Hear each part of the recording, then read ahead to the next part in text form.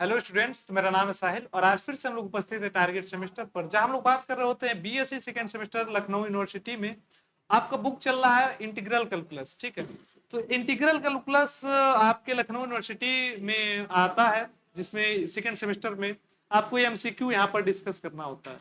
तो integral calculus पर हमने ऑलरेडी एक लेक्चर कवर अप कर लिया है, यह आपका दूसरा लेक्चर होने वाला है। हम प्रयास करते हैं कि आपके क्वेश्चन वहीं से पिकअप की जाए जो आपकी यूनिवर्सिटी में आई हुई है, या फिर अगल बगल वाले आपकी यूनिवर्सिटी में रेगुलर बेसिस पर पूछी जा रही है, ठीक है। तो काफी रिसर्च करने के बाद आपके पास एमसीक्यू हम लोग डिलीवर कर रहे होते हैं। काफी रिसर्च करने के बाद एमसीक्यू हम आपको डिलीवर कर रहे होते हैं। हम आपको एक छोटी सी बात और बता देते हैं, अगर आपको हमसे जुड़ना है तो आप हमें इंस्टा आईडी या फिर इंस्टा आईडी पर आप हमें फॉलो कर सकते हैं। हमारा इंस्टा आईडी है हमारे पास, वह है साहिल SAHIL_YDB_TG। यहाँ पर आप हमें अपना राय और सुझाव दे सकते हैं किस प्रकार से आपको क्या क्या और डिस्कस करना है। अगर आपके पास पीवाईक्यू हो तो आप हमें यहाँ पर संपर्क करके अपना पीवाईक्यू दे सकते हैं कि हाँ सर, हमारे पास सेकेंड सेमेस्टर का पीवाईक्यू हो और आप ये ले लीजिए, यानी कि पिछले साल का सेकेंड सेमेस्टर इंटीग्रल कैलकुलस का पेपर है, आप इसको यूट्यूब पर सॉल्व करा दीजिए। तो आप ये सब बात हमसे यहाँ पर इंस्टा आईडी हमारे डिस्कस कर सकते हैं, ठीक है। तो इसके पहले हमने कवर कर लिया था मोस्ट ऑफ द टॉपिक, ठीक है। अब हम बात करने वाले हैं नेक्स्ट, यानी कि बीटा और गामा फंक्शन से अब हमारा सोल्यूशन होने वाला है। आइए, यहाँ पर हमने पिछली वीडियो को एंड किया था, यहाँ इसके आगे हम लोग को प्रोसीड करने का बात करना है। तो यहां से शुरू होता है बीटा और गामा फंक्शन। तो बीटा और गामा फंक्शन पर क्वेश्चन करने से पहले हम लोग प्रयास करेंगे कि छोटे छोटे टर्म जो होते हैं बीटा और गामा फंक्शन से रिलेटेड, उसको एक बार देख लें। यानी कि गामा फंक्शन की डिफिनेशन को हम लोग थोड़ा सा देख लें, बीटा फंक्शन की डिफिनेशन को थोड़ा देख लें, गामा और बीटा फंक्शन की प्रॉपर्टी को देख लें, इनकी रिलेशन को देख लें। क्योंकि यह संभव नहीं हो पाता है कि हर चीज आपको एमसीक्यू में करा दी जाए। कुछ टॉपिक भी हम लोग डिलीवर कर देते हैं, ऐसा हमने डीडीयू गोरखपुर यूनिवर्सिटी की एग्जामिनेशन में भी किया था और बच्चों का बहुत ज्यादा हमें सपोर्ट देखने को मिला। तो वही टर्म है, वही चीज है आपके पास। तो गामा फंक्शन, ठीक है, यहाँ पर हम पेज लेते हैं और लेते हैं gamma function. Gamma function, gamma function. तो गामा फंक्शन में हम लोग गामा फंक्शन की सबसे पहले डिफिनेशन को देखते हैं। थोड़ी सी डिफिनेशन को हम लोग अब कवर अप करते हैं। आइए, अगर हमारे पास कहीं देखने को मिलता है गामा एन, अगर हमें कहीं देखने को मिलता है गामा एन, यानी कि गामा इस प्रकार से डिनोट होता है और गामा एन, गामा की और बीटा की आपको पता ही होगा नोटेशन। तो गामा एन को हम लोग डिनोट करते हैं 0 से इनफाइनाइट e⁻⁻x और x(n−1) dx। हमारे पास गामा एन को इस प्रकार से हम लोग डिनोट करते हैं n>0, n>0 for all n>0। इस प्रकार से हम लोग गामा एन को डिनोट कर रहे होते हैं। तो जैसा कि आप देख रहे हैं, जब गामा एन है तो x के पावर में n-1 है। अगर हमारे पास गामा n+1 होगा तो हम क्या लिख रहे होंगे, 0 से इनफाइनाइट e⁻⁻x तो रहेगा ही रहेगा। यहां से यानी कि गामा n था तो n-1 था, तो गामा n+1 है तो गामा n+1 में से घटा देंगे तो आपके पास x⁻n dx आ रहा होगा, ठीक है। आई थिंक आपको ये टर्म समझ में आ रहा होगा। ये गामा एन की डिफिनेशन हो गई। गामा n+1 को हम लोग कुछ इस प्रकार से लिख रहे होते हैं। अब हम और चीजें थोड़ा बहुत डिस्कस कर रहे होते हैं। आपको गामा 1 की वैल्यू होगी, गामा 1 की वैल्यू आपको 1 मिल रही होगी, इस बात को भी आप ध्यान दीजिएगा। यानी कि गामा 1 की जो वैल्यू होगी आपके पास, गामा 1 की वैल्यू आपके पास ऑलरेडी 1 ही मिलेगी। गामा 1 की वैल्यू आपके पास 1 मिलेगी। इसी प्रकार से आपको अगर देखने को मिलता है गामा n+1, ठीक है, गामा n+1, इसको हम लोग कह सकते हैं कि यह n गामा n है, या फिर इसे हम लोग फैक्टोरियल n कह सकते हैं। यानी कि गामा n+1 को हम लोग इस टर्म में भी लिख सकते हैं, गामा एन प्लस वन को हम लोग एन गामा एन भी कह सकते हैं, और गामा एन प्लस वन को हम लोग एन फैक्टोरियल भी कह सकते हैं। ये सब भी टॉपिक आपको ध्यान देने वाले ही, एमसीक्यू में बिल्कुल ये सब टॉपिक पूछा जा सकता है, एमसीक्यू में आपको बिल्कुल ये टर्म पूछा जा सकता है। और कुछ हमारे पास गामा का डिफिनेशन है, उसको भी हम लोग देख रहे होंगे, तो आइए देखते हैं। थोड़ी सी और डिफिनेशन आपको देखने को मिलती है, तो मैं यहीं पर एडजस्ट कर दूं, या फिर पेज लें, यहीं पर एडजस्ट एक पेज ले लेते हैं। इसको कई बार आपको गामा एन प्लस वन देखने को मिलता है, या फिर आपको कई बार गामा एन, इसको हम लोग कई बार इस प्रकार से देखते हैं कि z to the power n integration zero से infinite e to the power minus z x e to the power minus z x n minus one d x.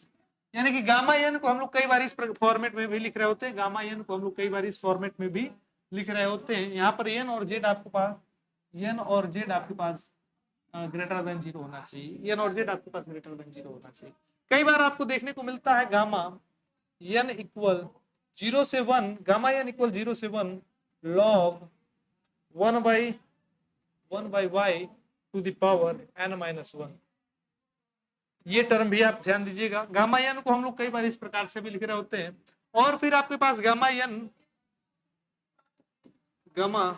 Plus one को आप लोग कई बार इस प्रकार से भी लिखते हैं, जीरो से infinite e to the power minus y to the power one by n d y. और कई बार हम गामा हाफ को अंडर रूट पाई भी लिख रहे होते हैं। ये सब छोटी छोटी डिफिनेशन थी, छोटी छोटी फार्मूला थी, इसको आपको याद करना ही पड़ेगा, इसको एमसीक्यू सॉल्व करने से आपको पहले याद करना ही पड़ेगा। ठीक है, ये आपके पास गामा की डिफिनेशन हो गई इतनी सारी। ठीक है, गामा को हम लोग इस प्रकार से भी लिख सकते हैं, गामा एन प्लस को इस प्रकार से, गामा वन की वैल्यू वन हो गई, गामा एन प्लस वन को हम लोग इस प्रकार से लिख सकते हैं। ये सब टर्म हमको देखने को मिल रहा होगा। ठीक है, तो आई थिंक आपको इतनी चीजें क्लियर हुई होंगी। थोड़ी और डिफिनेशन है, मैं ढूंढ लेता हूँ, एक बार ढूंढ के मैं देखता हूँ आपको क्या और बताना चाहिए। तो हमारे पास लगभग अब इतने ही टर्म है। अब हम यहाँ पर गामा के इक्वेशन को प्रैक्टिस कर लें, या फिर बीटा के ऊपर भी थोड़ा सा डिस्कस कर लें। ठीक है, बीटा के ऊपर भी थोड़ा सा हम लोग यहाँ पर डिस्कस कर लेते हैं। तो बीटा फंक्शन को भी हम लोग थोड़ा सा डिस्कस कर लें। अगर बीटा फंक्शन ठीक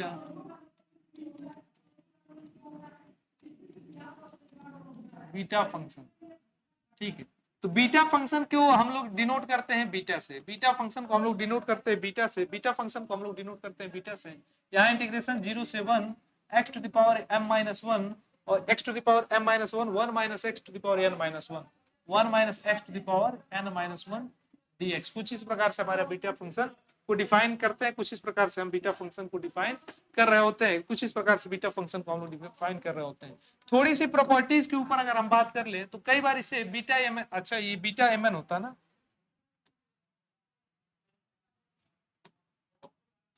ये हमारे पास बीटा एम एन होता है। प्रॉपर्टीज की अगर हम बात करें, तो बीटा एम कॉमा एन को हम लोग कई बार बीटा एम कॉमा एन भी करते हैं, बीटा एन कॉमा एम करते हैं। इसे प्रॉपर्टी ऑफ सिमेट्रिक भी कहते हैं, यानी कि ये सिमेट्रिक है, एम और एन को आप बीटा एन और एम कह सकते हैं। ये प्रॉपर्टीज है हमारे। फिर हमारे पास एक आता है term beta M comma N, और इसे हम लोग कई बार लिखते हैं जीरो से infinite x n minus one upon one plus x m plus n d x. इस प्रकार से हम लिखते हैं बीटा एम एन को x to the power n minus one upon one plus x m plus n और d x. फिर एक और टर्म हमारे पास आता है बीटा एम कॉमा एन, इसको हम लोग लिखते हैं टू इंटीग्रेशन जीरो से पाई बाई टू, और यहाँ पर हमारे पास होता है साइन थीटा के पावर में टू एम माइनस वन। फिर आता है हमारे पास कॉस थीटा और इसके पावर में टू एन माइनस वन, और यहाँ होता है हमारे पास डी थीटा। तो ये टर्म भी आपको देखने को मिलता है। सबसे पहले बीटा एम एन की डिफिनेशन है, ये आपको सिंपली आना चाहिए कि जीरो से one x to the power m minus one, one x minus one और n minus one d x. फिर बीटा एम एन जो होता है उसको हम लोग बीटा एन एम भी कह सकते हैं। और आपके पास एक टर्म होता है बीटा एम एन, और इसको हम लोग इस प्रकार से जीरो से इनफाइनाइट एक्स के पावर में एन माइनस वन और वन प्लस एक्स के पावर में m plus one d x. Beta m n equal हम कर सकते हैं टू और इंटीग्रेशन जीरो से pi by two sine theta two m minus one cos theta two n minus one d theta.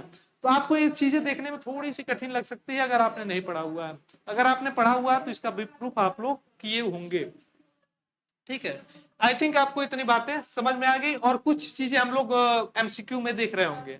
इतनी बातें आई थिंक अब आपको आ गई। अब relation between beta and gamma function होता है। चलिए अब यहां पर हमको एक देखने को मिलता है relation between gamma and beta function. Relation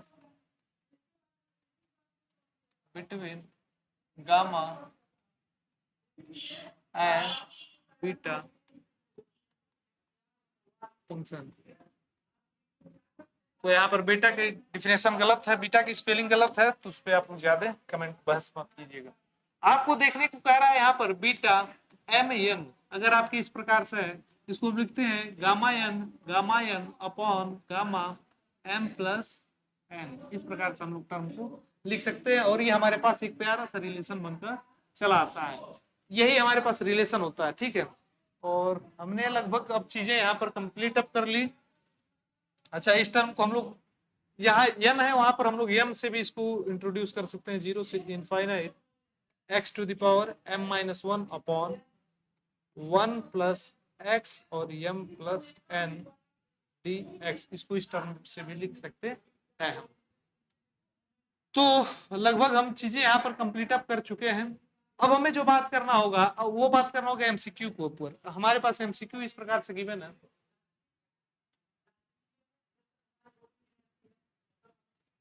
चलिए फर्स्ट क्वेश्चन ही हमें देखने को मिलता है कि आप इसे कह रहा है कि m और n ग्रेटर देन 0 है, then beta m is equal to, यानी कि आपने देखा जो है, आपने जो देखा था बीटा m n, इसका डिफिनेशन आपसे पूछ रहा है। तो आपके पास पता क्या है कि gamma m gamma n upon gamma m plus n होता है। तो आप यहाँ पर देखेंगे आपके पास कौन सा ऑप्शन सही है, आपके पास ऑप्शन डी सही है ना, गामा m और गामा m और नीचे में। ठीक है, तो ऑप्शन डी आपके पास एग्जैक्टली राइट आंसर होगा। नेक्स्ट टर्म पर हम लोग बात कर रहे होंगे।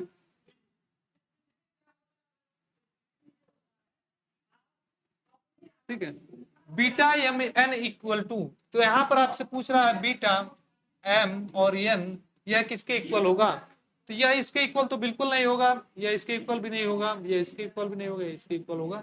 यानी कि दिस टर्म सिमेट्रिसिटी के ऊपर बात कर रहा है, बीटा एन और एम के इक्वल हो रहा होगा। नेक्स्ट टर्म को हम लोग एक बार देख लेते हैं। नेक्स्ट टर्म हमारे पास गिवन है कि gamma n plus one, gamma n plus one, यानी कि यह डिफिनेशन में आप देखिए गामा एन प्लस वन को आपने क्या लिखा था, तो फैक्टोरियल एन, ये होता था आपके पास फैक्टोरियल एन, या फिर इसी को एन फैक्टोरियल इस प्रकार से भी हम लोग डिनोट कर रहे होते हैं। तो आइए देखिए हमारे पास ऑप्शन बी, यानी कि ए गलत हो गया, ऑप्शन बी हमारे पास सही होगा, फैक्टोरियल एन हमारे पास सही हो रहा होगा।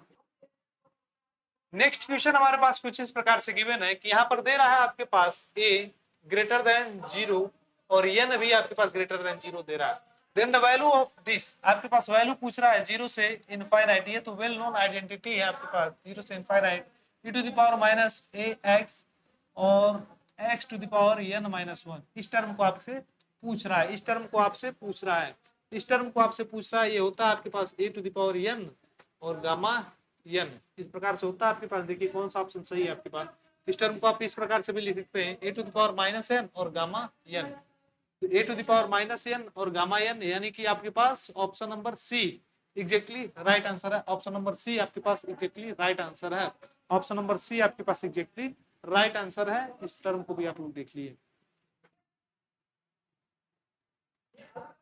आइए आपसे पूछ रहा है गामा हाफ की वैल्यू, यानी कि गामा 1/2 की वैल्यू आप लोग पढ़े हुए हैं, under root pi by two, under root pi by two, या फिर ऑप्शन में कई बार आपको दिख सकता है पाई बाई 2 के पावर में 1/2। तो देखिए क्या दिया हुआ आपके पास, अंडर रूट पाई, ओ तेरी अंडर रूट पाई बाई 2 मैंने क्यों लिखा है, अंडर रूट पाई बाई 2 मैंने क्यों लिखा है भाई, ये होता है आपके पास अंडर रूट पाई, या फिर कई बार आपको लिख के दे सकता है पाई के पावर में हाफ। तो देखिए पहला तो बिल्कुल नहीं होगा, दूसरा बिल्कुल नहीं होगा, तीसरा बिल्कुल नहीं होगा, और ये आपके पास d option exactly right answer है। नेक्स्ट क्वेश्चन की तरफ हम लोग मूव करते हैं। तो नेक्स्ट क्वेश्चन हमारे पास आ गया इम्प्रॉपर इंटीग्रल। कह रहा द लिमिट ऑफ इंटीग्रल, यानी कि एक लिमिट आपकी इंटीग्रल दे दिया है a से b f x dx are finite, limit of integral यानी कि ए और बी को फाइनाइट बता रहा, finite, and integrand is infinite, और इंटीग्रेडेंट यानी कि एफ एक्स ये आपके पास इनफाइनाइट बता रहे हैं, इनफाइनाइट ये आपके पास इनफाइनाइट बता रहा है, then it is proper integral of, improper integral of second kind ना, ये सेकंड काइंड का होगा, क्योंकि फर्स्ट काइंड में तो आपको ए और बी को इनफाइनाइट बता रहा था, यानी कि जो लिमिट है उसी को इनफाइनाइट बता रहा था। सेकंड काइंड में हमने क्या देखा था, जो इंटीग्रेडेंट होता है यानी कि जो एफएक्स होगा वह अनबाउंडेड होगा, वह इनफाइनाइट आएगा। तो second kind of improper integral होगा ये। अरे यार ये इम्प्रॉपर वाले में चला है क्या, ये टर्म इम्प्रॉपर में चला है, इसका क्वेश्चन कुछ कम है, हमने अभी कितने क्वेश्चन को देखा। चलिए इस पर मैं एक दो क्वेश्चन और ढूंढ के कराने का प्रयास करता हूं आपको। चलिए आइए, हमारे पास एक क्वेश्चन यहाँ पर देखने को मिलता है कुछ इस प्रकार से, ये भी काफी इंपॉर्टेंट क्वेश्चन आपको देखने को मिलता है। आपसे कह रहा है कि गामा एन और गामा एन माइनस वन, इसका वैल्यू आपसे पूछ रहा है। इसका वैल्यू ऑप्शन ए आपके पास गिवन है, ऑप्शन ए आपके पास गिवन है पाई साइन एन पाई, ऑप्शन बी आपके पास गिवन है एन पाई और साइन थीटा, ऑप्शन सी आपके पास गिवन है sine n pi upon n, option D आपके पास गिवन है साइन एन पाई। ठीक है, तो आप देखिए ये एक आइडेंटिटी होता है, वेल नोन आइडेंटिटी होता है, एन गामा एन और गामा एन माइनस वन की जो वैल्यू होती है साइन, सॉरी ये होता है पाई अपॉन साइन एन पाई, साइन एन पाई, इस प्रकार से हमारे पास हो रहा होता है। तो ऑप्शन ए हमारे पास एग्जैक्टली राइट आंसर बन रहा होगा, ऑप्शन ए हमारे पास एग्जैक्टली राइट आंसर बन रहा होगा। नेक्स्ट क्वेश्चन हमारे पास कुछ इस प्रकार से देता है, इस पर बेस्ड एक क्वेश्चन देख लीजिए आप, यानी कि क्वेश्चन आपके पास गिवन है, अगर गामा 1/4 है और फिर गामा 3/4 है, 3/4 इज इक्वल टू, यह इक्वल होगा, ऑप्शन ए आपके पास गिवन है पाई, ऑप्शन बी आपके पास गिवन है 2 पाई, ऑप्शन सी आपके पास गिवन है, ऑप्शन सी आपके पास गिवन है √2 पाई, ऑप्शन डी आपके पास गिवन है, ऑप्शन डी में आपको क्या दे दूं, ऑप्शन डी आपको दे देता हूं, या ऑप्शन डी आपके पास दे देता हूं 2 पाई स्क्वायर। ठीक है, आइए इसको सॉल्व करते हैं हम लोग। तो कह इसके पहले हमने क्या पढ़ा हुआ है, इसके गामा एन और गामा एन माइनस वन को हम लोग लिख सकते हैं पाई साइन एन पाई, यानी कि हमने पढ़ा है गामा एन और गामा एन माइनस वन को हम लोग लिख सकते हैं पाई अपॉन साइन एन पाई, इस प्रकार से लिख सकते हैं। और हमसे पूछा क्या है, गामा 1/4, तो अगर हम लोग एन इक्वल 1/4 ले ले, एन इक्वल 1/4 ले तो हमारे पास टर्म क्या आएगा, हमारे पास टर्म होगा 1/4 और gamma n minus one, n हमारे पास क्या गिवन है, तो एन हमारे पास गिवन है 3/4, सॉरी एन हमारे पास गिवन है 1/4, यानी कि 1/4 माइनस वन, ये टर्म हमारे पास बनकर आएगा गामा 1/4 और गामा ये क्या होगा अपन 4 और ये हो जाएगा 1 - 4 यानी कि 3, एन माइनस वन होता है ना। ठीक है, 1 - n होता है, इस चीज को आप लोग ध्यान देंगे, थोड़ा सा राइटिंग मिस्टेक हो जाता है कभी कभी, ये होता है 1 - n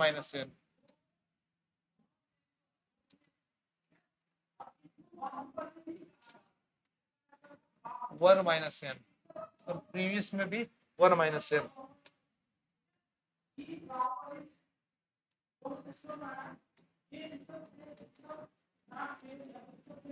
ठीक है, इस बात को आप लोग ध्यान दीजिए, 1 - n यानी कि हो जाएगा 1 - 1/4, ये हो जाएगा आपके पास 4 - 1 यानी कि 3/4, ये टर्म हमारे पास आ गया। इसको हम लोग क्या लिखते हैं, इसको हम लोग लिखते हैं पाई और साइन, यानी कि वैल्यू हमारे पास क्या है, तो 1/4 और ये हो जाएगा पाई, यानी कि पाई/4, यानी कि इसकी वैल्यू हमारे पास निकल कर आ गई पाई साइन पाई/4, साइन पाई/4, साइन पाई/4 की हमारे पास वैल्यू क्या होती है, तो साइन पाई/4 की हमारे पास वैल्यू होती है, वो होती है √2/2। ठीक है, इस टर्म को हम लोग पाई √2/2 इस प्रकार से हम लोग काम कर दें, इसको हम लोग कट करके √2 पाई कर सकते हैं, ठीक है। इस टर्म को आप लोग ध्यान दिए, और यहां से हमारे पास √2 पाई, यानी कि ऑप्शन सी हमारे पास एग्जैक्टली राइट आंसर बनकर चला आ रहा है। नेक्स्ट क्वेश्चन की तरफ हम लोग मूव करेंगे। तो नेक्स्ट क्वेश्चन हमारे पास यहाँ पर देखने को मिलता है, कौन सा क्वेश्चन आपको करा दिया जाए। चलिए, एक क्वेश्चन आपके पास ये है, आपके पास एक क्वेश्चन गिवन है, बीटा m+1, और क्या है, बीटा m+1, अपॉन में बीटा m(n+1). ऑप्शन में ये इक्वल किसके है ये बताना है आपके पास। ऑप्शन ए आपके पास गिवन है 1/n, बी गिवन है n/m, सी गिवन है n, और डी आपके पास गिवन है n। इस प्रकार से ऑप्शन आपके पास बताया है। आप जानते हैं रिलेशन से कि आपके पास बीटा अगर p q हो, बीटा अगर p q हो तो आप क्या लिखते हैं, आप लिखते हैं gamma p gamma q upon gamma p plus q, ये आप टर्म लिखते हैं। तो अगर आपको बताना हो, ये ऊपर वाला टर्म ले, beta m+n, m+1, beta 1+m, इसको आप क्या लिख रहे होंगे, गामा m+1 गामा n, ठीक है। अपॉन में हम लोग लिख रहे होंगे गामा m+n+1, इस प्रकार से। अब नीचे वाले टर्म को लिखिए, यानी कि अगर आपको पता करना हो गामा m(n+1), तो आप क्या लिख रहे होंगे, आप लिख रहे होंगे गामा n+1 अपॉन में गामा m+n+1, ठीक है। ये टर्म आपके पास हमने लिख दिया। अगर अब हम बात करें, अगर यहां से अगर हम बात करें कुछ इस प्रकार से, अगर हम बात करें कि अब बीटा m+n m+1, डिवाइड कर दे बीटा m(n+1) से, तो हमारे पास टर्म क्या आएगा, बीटा m+1, और n की वैल्यू हमारे पास है m+1, और यहाँ है बीटा गामा n, अपन हमारे पास क्या है, अपन हमारे पास है, या फिर कट ही कर दो यार, यहां से और ये वाले टर्म कट कर दो, ये वाला टर्म कट कर दो, तो हमारे पास बचा क्या, हमारे पास बच कर क्या आएगा,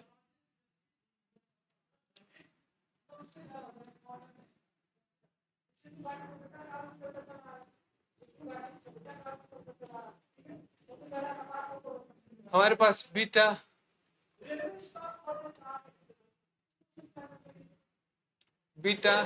m+1, अपॉन बीटा m(n+1), ये हमारे ये नीचे वाला टर्म तो कैंसिल आउट हो जाएगा, ऊपर हमारे पास बचा क्या, gamma n+1 gamma n upon में गामा बचेगा m, और गामा m गामा n+1, इस प्रकार से टर्म हमारे पास बच रहा होगा। गामा m+1 को हम लोग m गामा m नहीं लिख सकते, बिल्कुल लिख सकते हैं। इस टर्म को हम लोग लिखेंगे कुछ इस प्रकार से, m गामा m और गामा n, और नीचे वाले टर्म को हम लोग कुछ इस प्रकार से लिख रहे होंगे गामा m और गामा नहीं n गामा n, ठीक है। यहाँ से ये टर्म कैंसिल हो गया, ये टर्म कैंसिल हो गया, हमारे पास m/n। अरे हमने आइडेंटिटी यूज किया है, गामा m+1 को हम लोग क्या लिखते हैं, m गामा m लिख सकते हैं ना, m गामा m हम लोग लिख सकते हैं, तो वही आइडेंटिटी का हमने यूज किया है। तो यहाँ से हमारे पास ऑप्शन ए भी एग्जैक्टली राइट आंसर बनकर आ जा रहा है, ऑप्शन ए हमारे पास एग्जैक्टली राइट आंसर बनकर आ जा रहा है, ए हमारे पास एग्जैक्टली राइट आंसर बनकर आ रहा है। अब हम देखें, अगर कोई क्वेश्चन अगर आपको देखने को मिले यहाँ पर, तो कोई क्वेश्चन अब हमें इंपॉर्टेंट दिख नहीं रहा है, इंपॉर्टेंट हमें क्वेश्चन यहाँ पर दिख नहीं रहा है। चलिए, अब हम बात करेंगे, वो बात कर रहे होंगे मल्टीपल इंटीग्रल के बारे में। आई थिंक नेक्स्ट क्वेश्चन हमारे देखने को मिलता है कुछ इस प्रकार से, हमारे पास क्वेश्चन है, इस क्वेश्चन को हम लोग सॉल्व करेंगे, लेकिन ये क्वेश्चन थोड़ा सा एरर है, तो इसको हम लोग बना लेते हैं। इस क्वेश्चन को हम लोग बनाकर लिखते हैं कुछ इस प्रकार से, यहाँ पूछ रहा है आपसे पास लिमिट, आई थिंक ये कलर आपको दिख रहा होगा, आई थिंक ये नहीं दिख रहा है, तो इसको हम लोग हटा देते हैं, और भी डार्क कलर हम लोग चूज करते हैं। अब ये शायद दिखे आपको, पूछ रहा है limit n tending to infinite, n tending to zero है क्या, n टेंडिंग टू इनफाइनाइट होना, n tending to infinite, infinite यहाँ पर समेशन आपको देखने को मिलता है n upon n square plus 1 square plus n upon n square plus 2 का square plus dot dot dot plus 1/2n, ये है इसका लिमिट आपको प्राप्त करना है। तो इसका लिमिट यानी समेशन ऑफ सीरीज वाला गेम आपको यहाँ पर खेलना पड़ेगा, समेशन सीरीज वाला गेम आपको यहाँ पर खेलना पड़ेगा। ये यहाँ पर थोड़ी सी मिस्टेक थी, तो इसको हमने देखा। आइए इसको, इसमें हम लोग सबसे पहले rth टर्म को फाइंड करते हैं, यानी कि rth टर्म, rth टर्म को हम लोग किस प्रकार से लिखते हैं। तो देखिए जहां पर n है उसको तो n ही रहने दीजिए, अपॉन में जो यहाँ n है उसको n रहने दीजिए, n स्क्वायर हो गया, प्लस यहाँ पर चेंज हो रहा है यानी कि 1 स्क्वायर 2 स्क्वायर 3 स्क्वायर, यानी कि यह टर्म हो जाएगा आपके पास r स्क्वायर। r टर्म आप इस प्रकार से लिख रहे होंगे।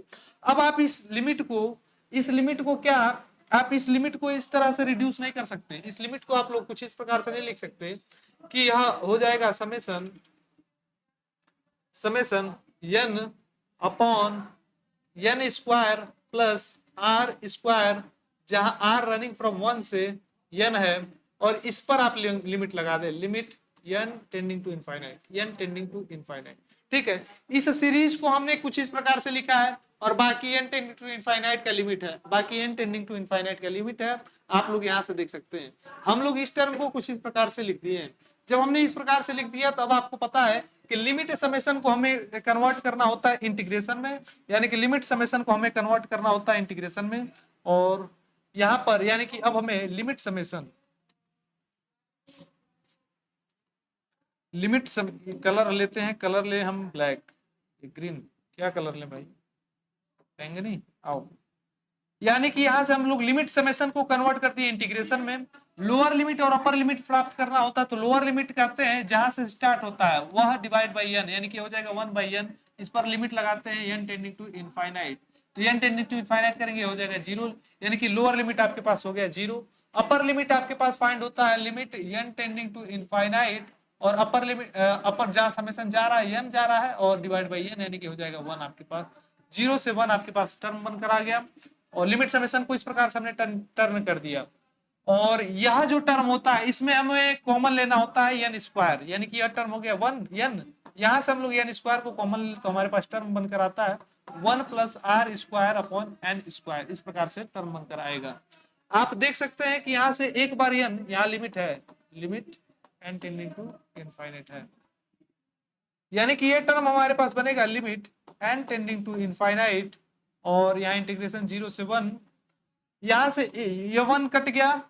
ठीक है, आप चाहे तो इसे लिमिट के बाहर लग सकते हैं, 1/n यहां पर कर सकते हैं, और ठीक है, और ये टर्म हमारे पास बन गया 1/1 प्लस r/n का होल स्क्वायर, हमारे पास ये टर्म बचा है। अब हमें देखिए 1/n को हमें किस में, dx में कन्वर्ट करना होता है, और लिमिट इंटीग्रेशन को हमें किस में कन्वर्ट करना होता है। मैं सही हूं क्या, मैं सही हूं, एक बार r/n को तो x में कन्वर्ट कर देंगे आप लोग। ठीक है, यह लिमिट समेशन को हमने पहले ही यहाँ पर बना दिया समेशन, उससे कोई दिक्कत नहीं होगा हमारे पास। तो आइए चेंज करके हम इसे इंटीग्रेशन इस प्रकार से बना सकते हैं, ये हो जाए 1/n को dx लिखना होता है, और ये इंटीग्रेशन हो गया 0 से 1, और आपके पास 1/1 प्लस x स्क्वायर dx, इस प्रकार से कुछ गेम बनकर आ रहा होगा। ठीक है, ये समेशन यहाँ पर आप चाहे तो रहने दिए होते, लेकिन कोई खास अंतर नहीं पड़ने वाला है। इसको हम लोग लिख सकते हैं tan इनवर्स x, और लिमिट लगा सकते हैं 0 से 1। 0 से 1 लिमिट लगाते ही हमारे पास ये टर्म बनेगा tan inverse 1 minus tan inverse 0। tan inverse 0 की वैल्यू हमारे पास 0 होती है, tan इनवर्स 1 की वैल्यू हमारे पास निकल कर आएगी π/4। तो आप देखिए आपके पास π/4, option a exactly right answer है।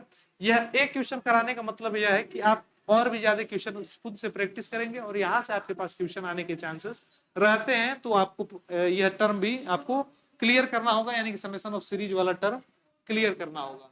ठीक है, इस पर बेस्ड हम लोग एक आध क्वेश्चन और देखते हैं और करने का प्रयास करते हैं। चलिए नेक्स्ट क्वेश्चन को हम लोग देखते हैं। नेक्स्ट क्वेश्चन हमारे पास दिया है कि for a closed surface this, आपके पास क्लोज सरफेस है,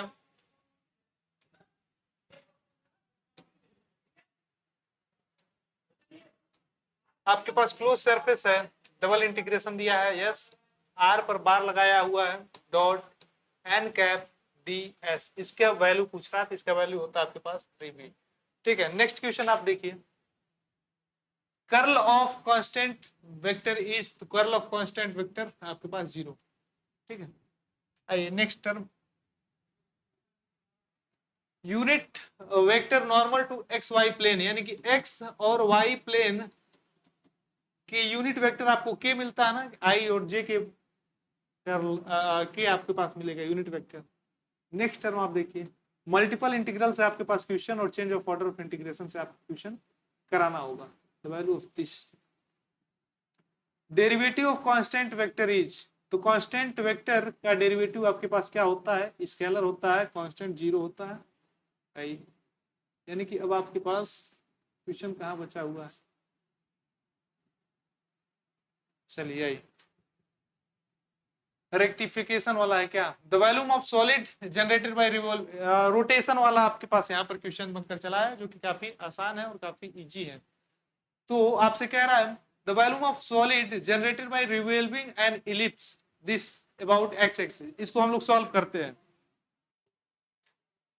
तो यहाँ पर कह रहा है कि the volume of solid generated bye revolving ellipse about x axis, तो अबाउट एन एक्स एक्सिस ये हो जाएगा 4/3 पाई ए बी स्क्वायर। ठीक है, क्योंकि ए बी क्यू होता है इस वाले क्वेश्चन में, आप देखिए कह रहा है कि if a semicircular area semicircular आपके पास एरिया हो गया, revolve around bounding diameter, then volume is, तो ये किस स्फीयर का जनरेट करेगा, यानी कि हो जाएगा आपके पास 4/3 पाई ए क्यू।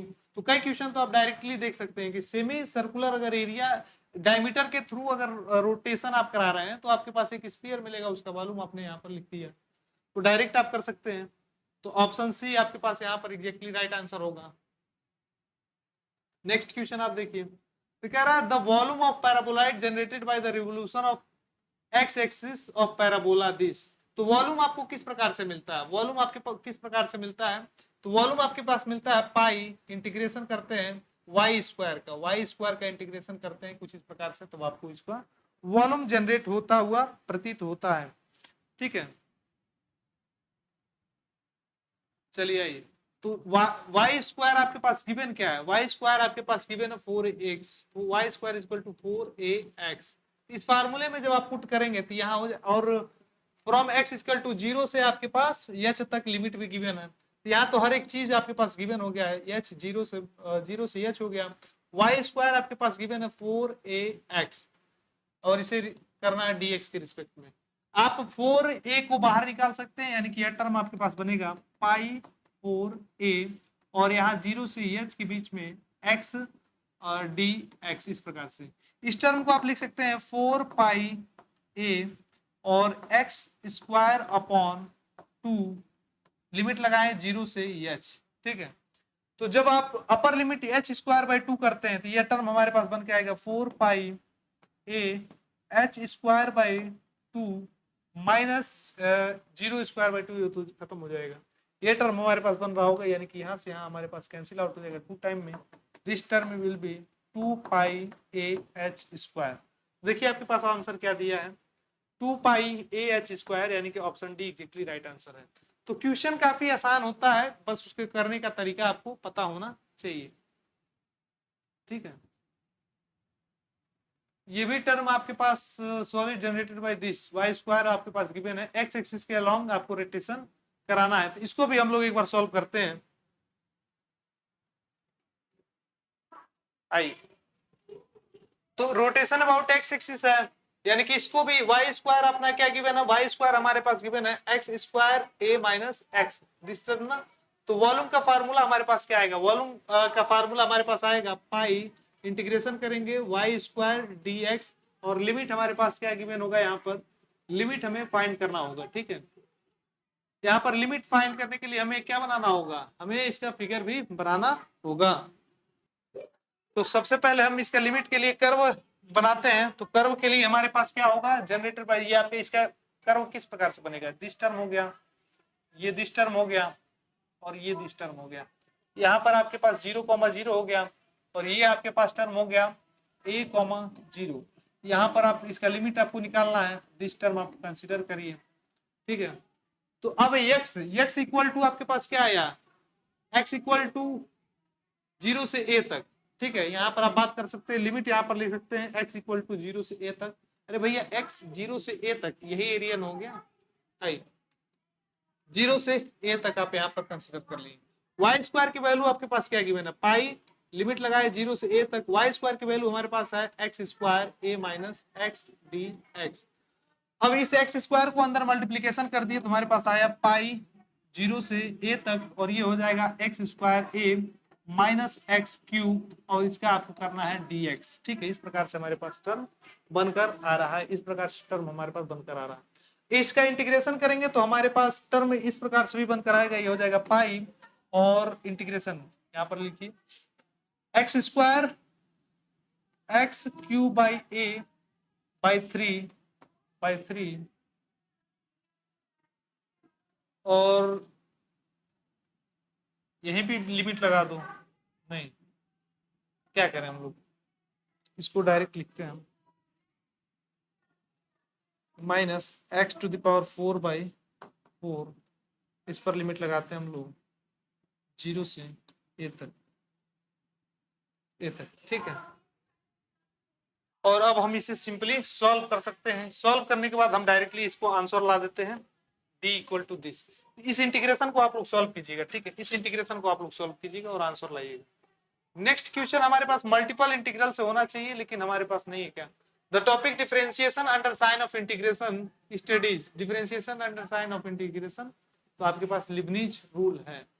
नेक्स्ट क्वेश्चन की तरफ हम लोग मूव करते हैं। तो नेक्स्ट क्वेश्चन आपके पास गिवन है दिस, इसकी वैल्यू हम लोग प्रीवियस वाले लेक्चर में लाए हैं m/n।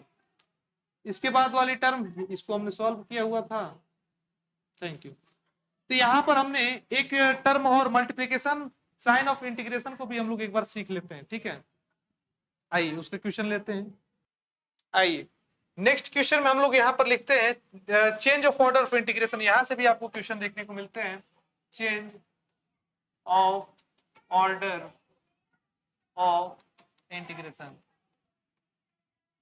यहां से एक बहुत ही आसान सा क्वेश्चन यहाँ पर आपको देखने को मिलता है, हालांकि आपको पीपीटी में नहीं बनाया गया है।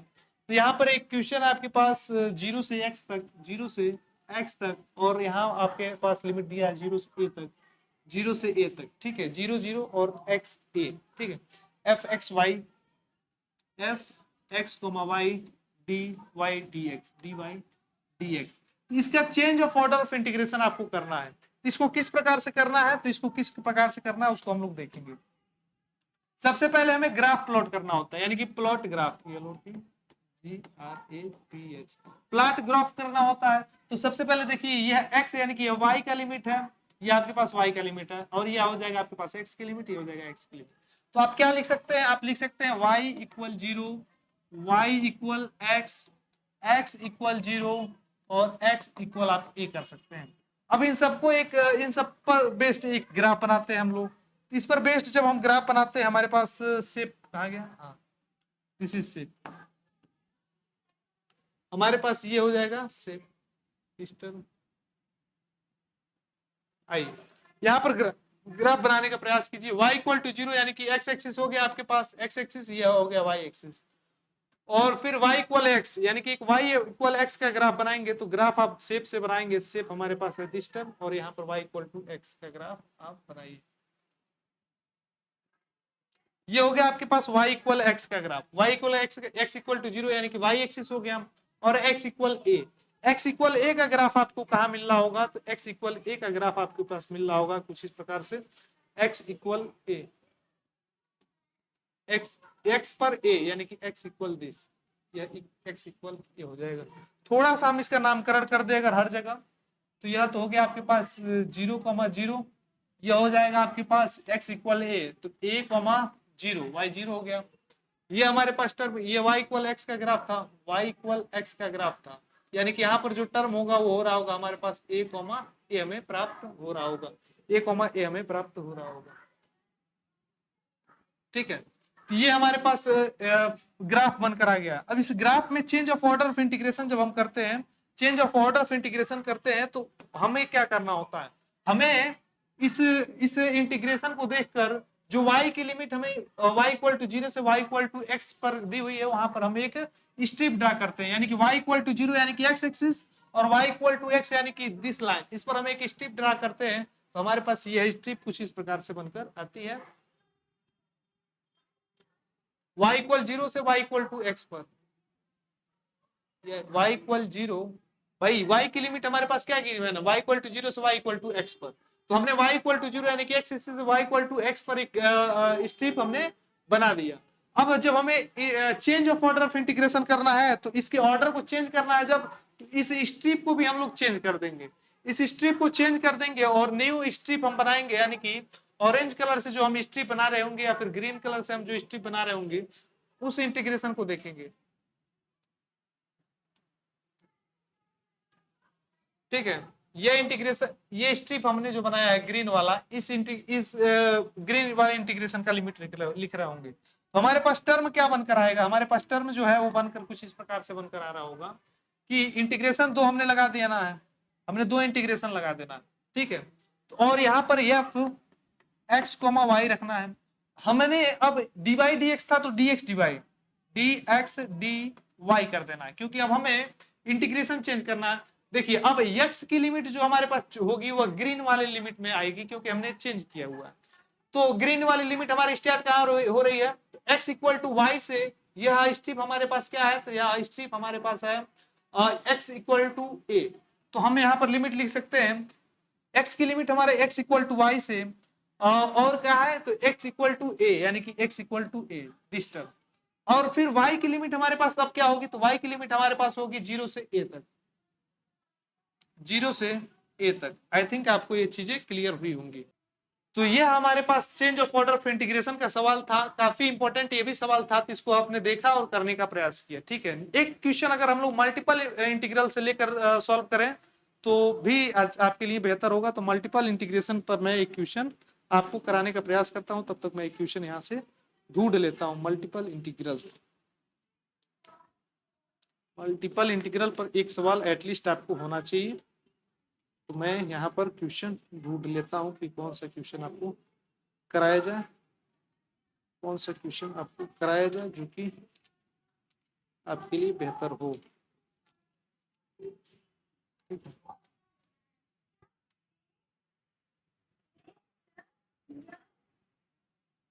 चलिए मैं एक क्वेश्चन आपके लिए यहाँ पर लिखता हूँ। ट्रिपल इंटीग्रल पर बेस्ड एक सवाल है, इस सवाल को आप लोग करिएगा।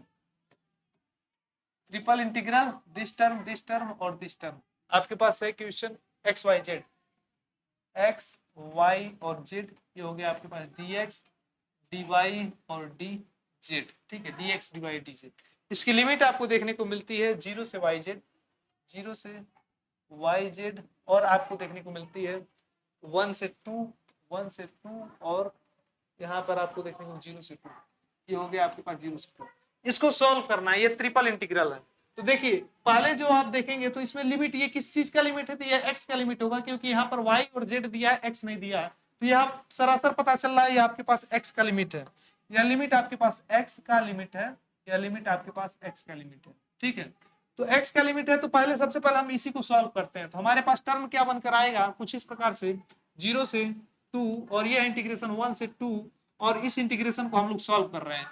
इस इंटीग्रेशन को सॉल्व कर रहे हैं तो हमारे पास क्या आ रहा होगा, x के रिस्पेक्ट y और z तो कांस्टेंट है, y और z कांस्टेंट है, और यहाँ पर हो रहा होगा x square by 2, x square by 2, और यहाँ पर लिमिट हमारे पास हो रहा होगा 0 से yz, 0 से yz, और ब्रैकेट को बंद करते हैं dy और dz। इस प्रकार से हमारे पास टर्म बनकर आ रहा है। एक्स स्क्वायर की जगह हमें yz करना है, एक बार 0 रखेंगे तो हालांकि 0 हो जाएगा, ये हो जाएगा 0 से 2, 1 से 2, और यहाँ पर हमारे जो टर्म बनकर आएगा yz और y स्क्वायर जेड स्क्वायर। ठीक है, y square Z square upon में 2, क्योंकि माइनस 0 0 हो जाएगा, और यहाँ पर टर्म आएगा आपके पास dy और dz।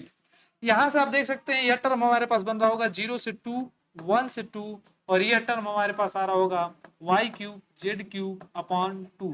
ठीक है, आई थिंक आपको समझ में आ रहा होगा, ये हो जाएगा आपके पास dy और ये हो जाएगा आपके पास dz, इतना टर्म है। अब इसे देखिए y के रिस्पेक्ट में इसको डेरिवेट इंटीग्रेट कीजिए, इंटीग्रेशन करना है, यानी कि अब आपके पास लिमिट कुछ इस प्रकार से हो रहा होगा।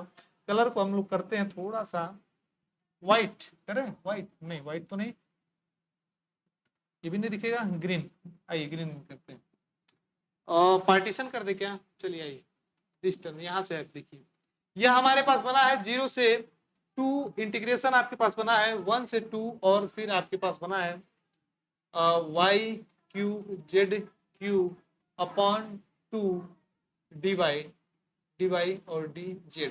हम क्या करते हैं, इस dy के रिस्पेक्ट में अब इंटीग्रेट करते हैं, ये लिमिट होगा और dy के रिस्पेक्ट में, यानी कि यहां से हम दिस टर्म और दिस टर्म को कंसीडर कर रहे होते हैं।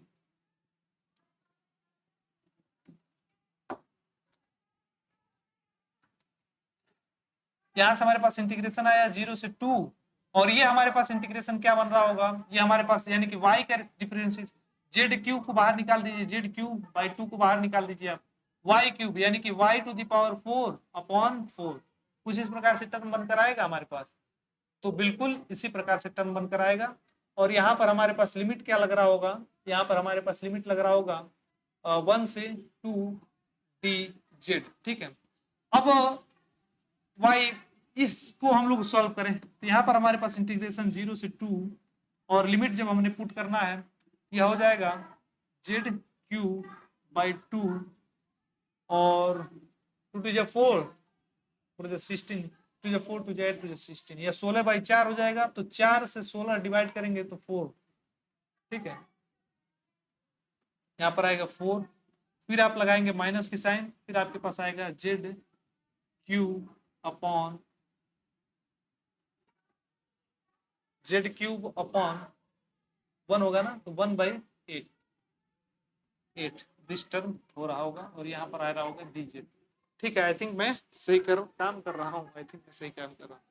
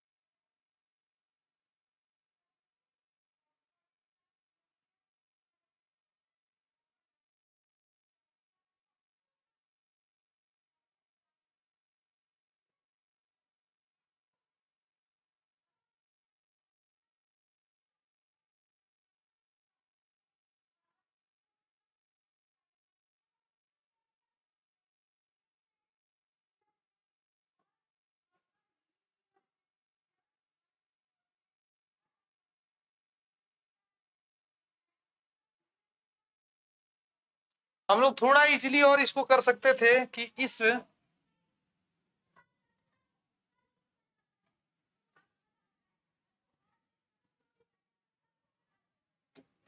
1/2 को बाहर निकाल दीजिए आप, यहां से हम लोग 1/2 को इधर बाहर निकाल दें, ठीक है। अब यह 2 तो हमारे पास आने से रहा, ये 2 तो अब गया, कैंसिल आउट हो गया, और यहाँ पर आ जाएगा 1/2, ठीक है। ये हो गया आपके पास 1/2। इसका जब आपने इंटीग्रेशन करना है तो जेड क्यूब आपको करना नहीं है, 0 से 2 हो गया, ये हो गया आपके पास जेड क्यूब, और यहाँ पर इसको सॉल्व कीजिए 4 16/4, यानी कि हो जाएगा आपके पास 16/4, ठीक है, ये टर्म होगा ना 16/4, यहाँ से टर्म आपके पास 4, यानी कि ये 15, यानी कि यहाँ से आपके पास जो टर्म बनकर आएगा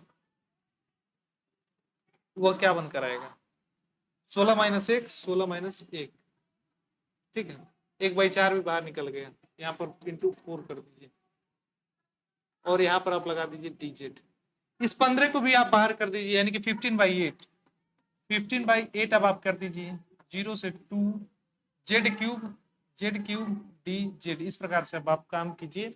तो जेड क्यूब का इंटीग्रेशन आपके पास आएगा, this term will be equal to 15/8 और जेड क्यूब यानी कि z to the power 4/4, integration लगाए 0 से 2, इसको आपको सॉल्व करके लाना है, तो आप सॉल्व करके इसको 15/2 आंसर ला देंगे, इसका आंसर आपके पास निकल कर आएगा 15/2, इसका आंसर अब आपको निकाल कर लाना है 15/2, और आप इसे कर सकते हैं जहां तक मैं जानता हूं तो लाएंगे आप। यहां से हमारे पास जो टर्म बनेगा